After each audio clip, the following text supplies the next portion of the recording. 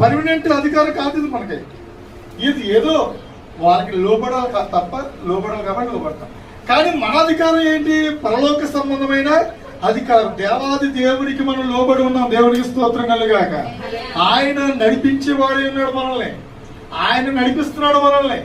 అందుకే మనం మరి ఆయన రాచరికం, ఆయన పరిపాలనలో ఉన్నాం కాబట్టి మనము ఒక వింతైనటువంటి వారిగా, మరి లోకస్తులకేమో వారికి అర్థం కాదు ఏంటి ఎప్పుడు సరైన పెద్ద డబ్బు ఉన్న వాళ్ళు కాదు, ఏమి కాదు, కానీ ఎప్పుడు సంతోషంగా ఉన్నారంటే లోపడతారు. ఎందుకు? మనలో ఉన్నటువంటి పరిపాలన వ్యవస్థ తెలియదు కదా. మనం ఏ రాజుకు లోపడ్డామో, మన రాజు ఎవరో అదే తెలియదు. మన మిలిటరీ అంటే కూడా, మన మిలిటరీ బలం మామూలు బలం కాదు. వాక్యం ఏముందంటే, నీ పాదములకు రాయి తగలకుండా ఆయన తన దూతలకు ఆజ్ఞాపించింది. అంటే మన చుట్టూ కావలి కాయడానికి ఎవరున్నారు?